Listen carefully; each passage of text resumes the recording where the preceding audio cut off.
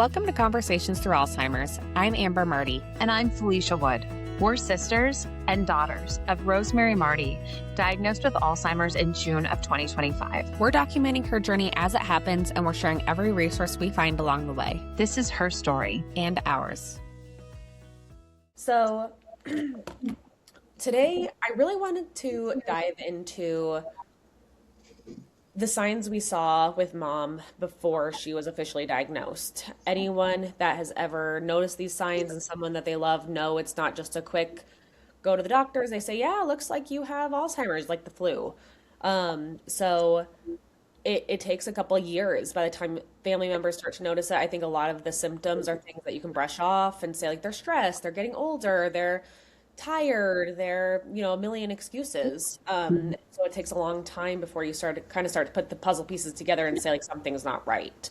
I know we kind of saw this over multiple trips that she took since we had both moved out of state.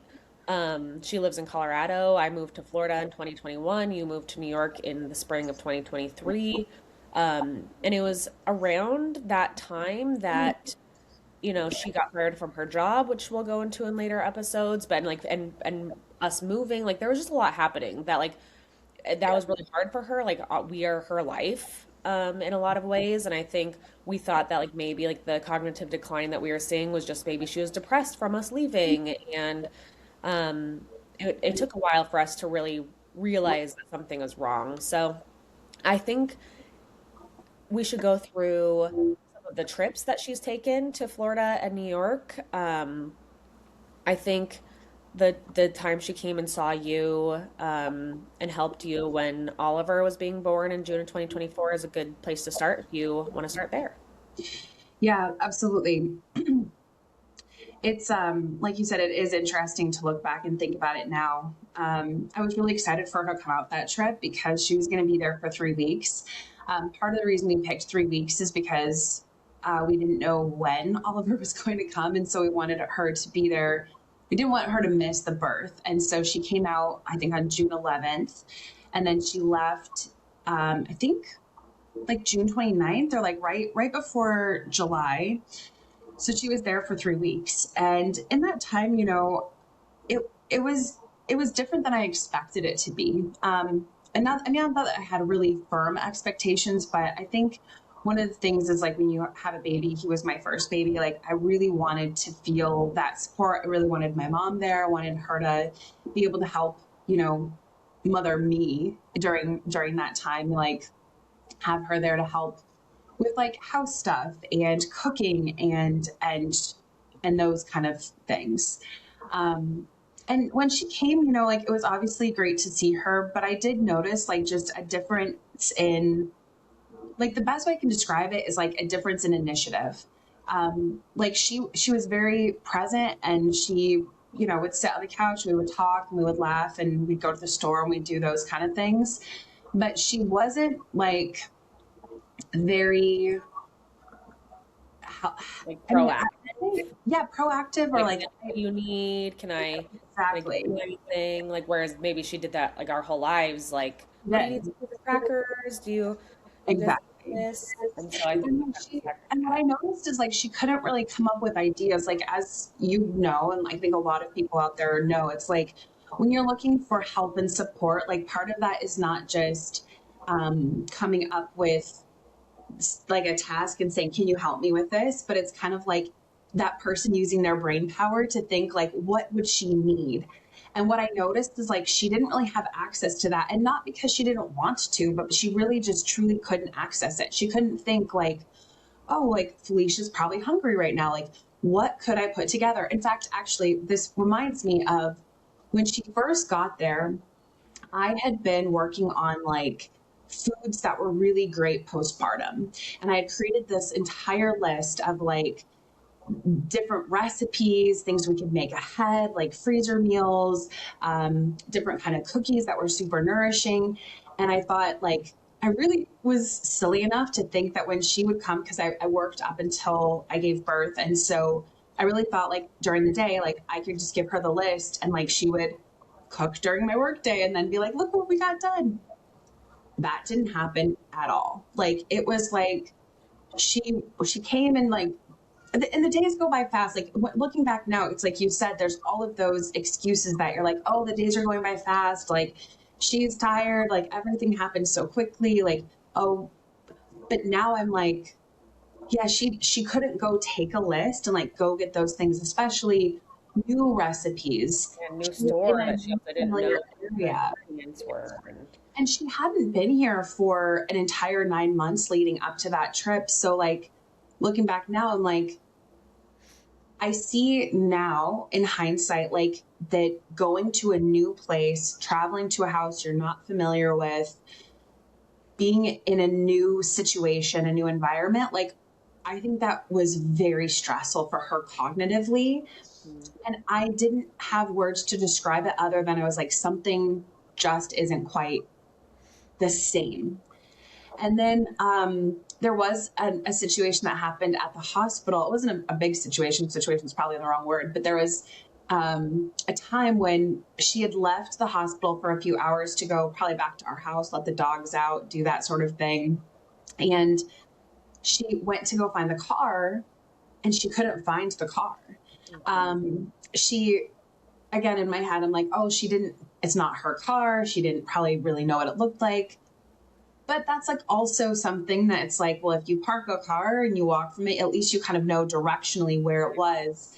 When she came back and she told us, she was like, you wouldn't believe what happened to me. She's like, I was like wandering through the parking lot and eventually this woman had to pull up and say like, do you need help?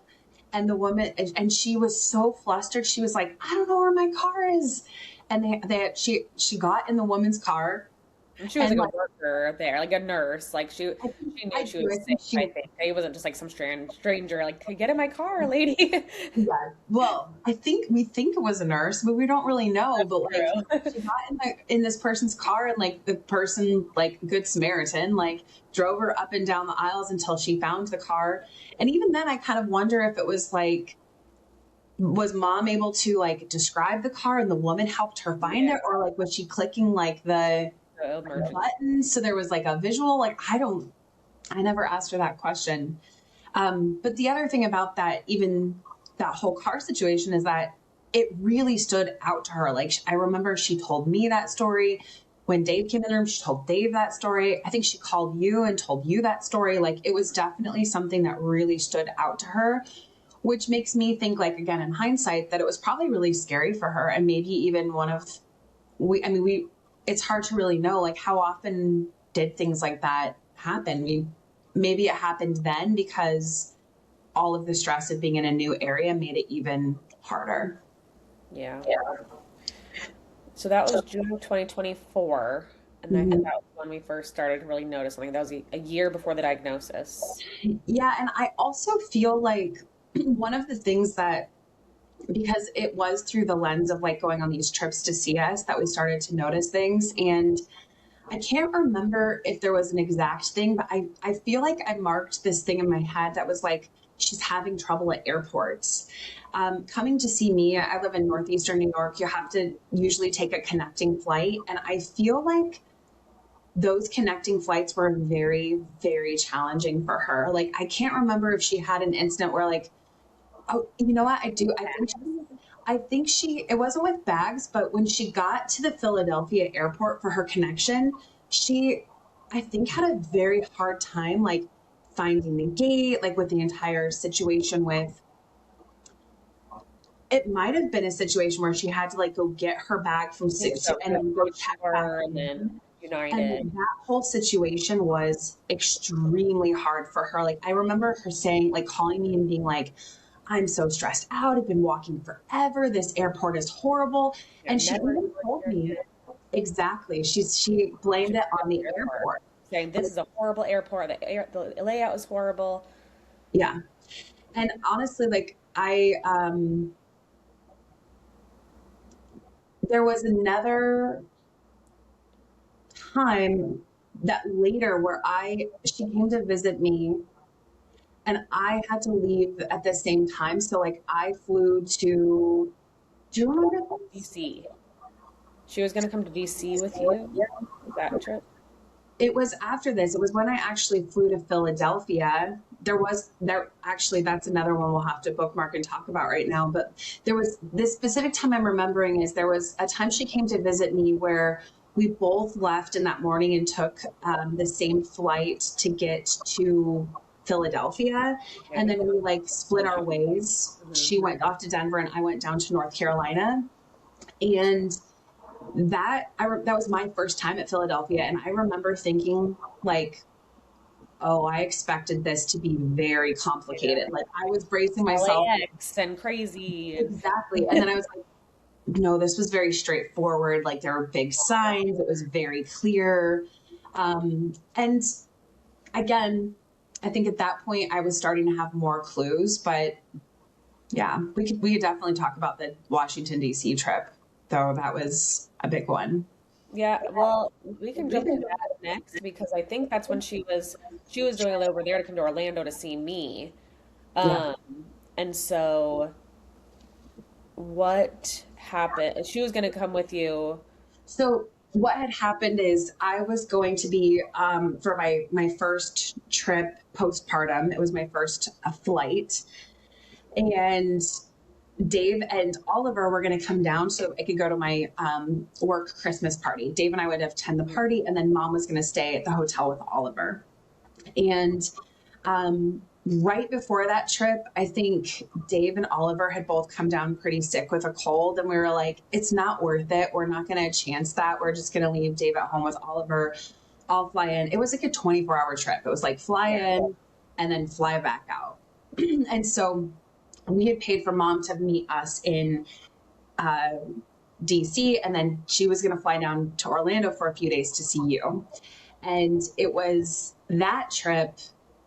I was more on alert that trip because there was one more trip in between the trips that we were talking about. So she came to see me in June, and then she also came to visit me with Dad in September of 2024 as well.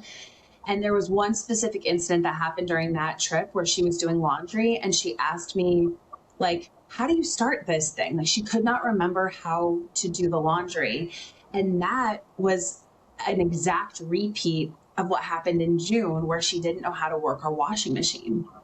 And that was very odd to me. That stood out very, very prominently because I'm like, I remember telling her, like, Mom, just press the big circle button with the big triangle on it. Like, looks like a play button. She couldn't find the button. Like, I had to physically show her. And then in September, she did that exact same thing. So I was already kind of a little on alert going into the December trip that I was like, something is just off. I feel like she might have early signs of cognitive decline. I wasn't totally ready to call it Alzheimer's, I don't think, but I was like really starting to feel like something is off with Mom. So first of all, we flew into DC. It was December. She didn't bring a coat with her. And again, you brush that off. Oh, who cares? Like, people forget their coats all the time, but it was freezing cold. Like, I remember I had to It's not like she left Miami. Right, exactly. I had to like take my like shawl off and like put it over her, and like she was like shivering, like she was so cold. We were waiting for the cab, and then we checked into the hotel, and we were on the same floor, but like our rooms were pretty far apart from each other. So I had brought her to her room, and then I think I like needed something from her. I was like, Mom, could you bring me an XYZ, something from your bag, or something, a bottle of water, I can't remember what it was, just some item. So she came to bring it to me. I was like, okay, I'll meet you in a few minutes. She was going to go back to her room. I walked out of the room a few minutes later, and she was wandering the hall. Like she wasn't even, she was like, oh, I know it's one of these doors. And she was kind of like laughing, like, oh, like, you can't figure out what door I'm in. And I was like, looked, and I was like, Mom, you're not even close to your room. Like, your room is like way past the elevators. Like, she couldn't even mark like, oh, you know, like I'm like in the rooms near the elevators. I'm in the rooms at the end of the hall. None of that had happened. And that wasn't like her. None of that is like, Mom's always been a little loosey-goosey and silly, but she was never unable to remember where a room was. Mm-hmm. That was a big one. But then she came to see you, right? Yeah, she came to see me, and you know, like we talked about, is very loosey goosey, has never really been great, like video games and like, and so like, for example, we would play like Mario Party, and she like was just kind of like, it's like stay on this little balance beam thing as Mario, and then you fall off, and she thinks that's funny. And we used to play that like back in 2020, and it was fine, but like she would know how to play it is the context here. Like she knew like the Joy Cons to move it and the buttons. And we were playing Mario Party with some of my roommates when she originally got to Orlando after that stop in DC. And we had explained, they're like little mini games, like press this button over and over and then jump, like very simple. Um, and she just couldn't do it. Like we had to stop and re-explain multiple times. She just wouldn't press the button, or she'd press the wrong button. We'd say, no, it's this button. And eventually we just had to tell her, like, why don't you just watch for a little bit, like, Yeah. like without telling her, like, we can't play. Threw in the towel, right? She was kind of like, oh, ha ha ha. Yeah, I'm she so was like, sorry. oh, I'm just, and she would always come with these excuses, like, I'm just tired, like, I just traveled today, and Yeah. like, I'm just silly, like, it's fine. But it was really frustrating because we were just like, like, these are very simple games. I mean, like, 7-year-olds play these Mario Party games. I remember you calling and telling me that, and I feel like this was the trip that like you and I had I mean, not a fight, but like we were kind of actively disagreeing about what was wrong with her, because I was Yeah. like, Amber, I'm telling you, something is wrong. This is not normal. This is cognitive decline. I don't think it was calling it that sign. I was like, this is early signs of dementia. And I was like, no. you were like, absolutely not. And then I think this is when you were like, I think she has debilitating ADHD. That's because that's what a lot of the symptoms I was seeing was presenting. She wasn't What listening to were the other symptoms? well, I mean, just for that video game one, for example, she wasn't listening to the instructions, or I can't remember like other examples, but I like just like There was getting very something about the distracted. mornings. Like, was there something about like you had to I wake would tell her up? her, yeah, like she's our mom. She used to get us up and say like, hey, we're getting in the car at 7 o'clock, be ready, Yeah. and it's like the role reversed.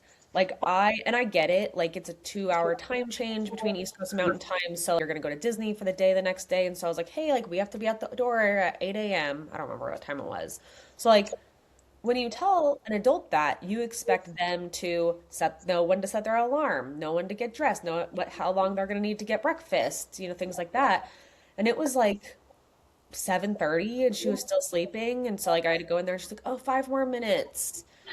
And like I felt like I was the parent. I was like, like that's fine. You're on vacation. Like you can have 5 more minutes. But like even when she got up, like she just took a long time. Like Yeah, I remember you telling me, like, this is jogging my memory, because I remember you telling me that it wasn't even the night before, like, she was asking you, what time do I need to get up if what we're time should I leaving? set my alarm? And I'm Yeah. like, And you were like, I don't know what to tell you. Like, how long do you take to get ready? Do you want to, like, go exercise before? Not that she would, yeah, but like, like, how long do how you do take to you wear want to spend your makeup? night? Want to make Yeah. breakfast? Like, I can't answer that question for you. I don't live with you anymore. Yeah. Like it takes me 15 minutes. Like I wake up, throw on clothes, grab a bar and get out the door. Yeah. And so like it was just very strange that I was like, I mean, she was like 59 at the time. Yeah. Like you're in your 80s. I was like, this is just weird. I was like, it was just very strange. And that's like, and I agreed with you, like something is wrong. Like she needs to get tested for Yeah. something because it is affecting her life and our lives. And like, I don't think we talked to dad about it at that point. No. Because Well, we were no, we like, just talked to her. I think it was after that trip that I think you and I had called her or talked to her separately, and we're like, Mom, something is going on. Like maybe you have ADHD. Like you should go get evaluated for ADHD. That which was, she thought she's had for a long time too. So she was like, yeah, yeah, she knew something was wrong too. Like she was telling one of her sisters that in a recent trip that yeah, they took, like something is wrong because going back to 2019, like so she worked in healthcare as an admin assistant, especially for the ER for most of her life. yeah, And so she was very good with computers, very good with, like what is that? Execution, executive executive function. functioning, things like that. And anyone in healthcare knows it can burn you out quickly. So she got burnt out in her early to mid 50s. Stressful. Yeah, very stressful, especially in the ER. And so she quit that job, and she eventually got a job. I don't know what her new job was in. So she knew she wanted to be some sort of like executive assistant because that's kind of what she'd been doing for the past 20 years. And so she started applying to a bunch of different kind of executive assistant jobs or administrative assistant jobs. And she ended up getting hired by a nonprofit. I can't totally remember exactly what they did, but her job was going to be, book meetings for people, order supplies, maybe do some like administrative work inside of an admin portal, like bookmark some pages, check on some dashboards. Stuff. Yeah. And she started it was in 2019. I feel like maybe like spring of 2019. And it was within like 2 months that they ended up letting her go. And they didn't, straight up say like, I don't think it was like a straight up like you're fired, you're terrible, your job. But I think it was a series of them. And again, I'm assuming a lot of this, like trying to connect multiple stories that she's given over the years. But I feel like she was basically saying like she couldn't keep up administratively, and they had talked to her about it several times. I'm assuming what they had talked about wasn't getting acted on. And then they didn't say like, we're firing you. They said, we are like merging your position into a different position, kind of like another direction. They were going in a different direction. Exactly. And so they let her go. But I remember one of the examples that she had given me was, she was like, they had to show me how to like bookmark these pages. And like, they told me that because I didn't know how to do the bookmarks that like, basically I wasn't good enough. And her whole self-worth ended up kind of getting wrapped up in this situation. And I assume now looking back that she really cognitively did not remember how to navigate around a computer. Like you and I both know now that her ability to interface with screens has been one of the first places that has been like severely downgraded. And I think that we didn't really know then, because working on a computer is something really personal, right? It's like, I don't know how fast you type or how savvy you are. Mm-hmm. I just assumed always that mom was really savvy because she had done it her entire life. Well, that, and like me and you both worked for Apple for years. And so like the Apple Watch, I remember when the Apple Watches came out, we got her one, I think for Christmas, or maybe she got herself one. And I think both of us were very impressed. She like set it up by herself. She was like, oh, look at this new feature I made. So, like, it's not like she's like always been bad at technology and we're like, well, that makes sense. Like she's worked with computers her whole life. Yeah. Like she would watch like the new tips and tricks. She would watch the new like Apple keynotes that would come out. She got the new feature. She's like, I just upgraded my watch. So like to hear this was just kind of like a weird. Yeah. And weird. That like her being good with all of those things was prior to 2019. Yeah. This happened in 2019. And then I think what really threw us all for a loop is that obviously 2020 happened. And so, she had taken some time off after being let go just to kind of recuperate, right? Like she was so stressed. She was, I think, really scared too, but she was kind of like, I'm not going to get back into the job market yet. And this turned into a really big thing in her relationship with our dad, because I think in his mind, he was like, oh, she's going to get back to work. Yeah. And instead, like, because then COVID quickly happened, she like never got back to, and then, but it seems situational. Like, well, nobody's working through COVID. It's hard to get a remote job. Like now I think looking back, I think that those skills weren't there. And I think she kind of somewhere in her heart of hearts, she knew. Yeah. Well, and she didn't, I don't think, because she was starting to have that cognitive decline, I don't think she knew like, oh, I need to go to these websites and upload my resume. Like she probably couldn't figure out how to upload her resume. It was probably too overwhelming. So she was like, oh, I'll get to it another time. Like, Yep, exactly. So, well, and I think we tried to do that. Like there was a time when she was like, I'm going to get back into it, because one of the things I think you and I were both always concerned about was like, is she staying active and agile, and like, does she have a desire to do things? And I think that kind of goes into the perfect storm of her, like, of where we left off with after that trip to see you. And you were like, Mom, you have ADHD. Like you need help. Like You need you were very clear with her, like, Mom, something is going on with you. Like you've got to go get help and not just for our sake, right? For her sake. you should be able to know that your alarm or like how to do basic Yeah. game things. Like this is not normal. Like something It's is wrong.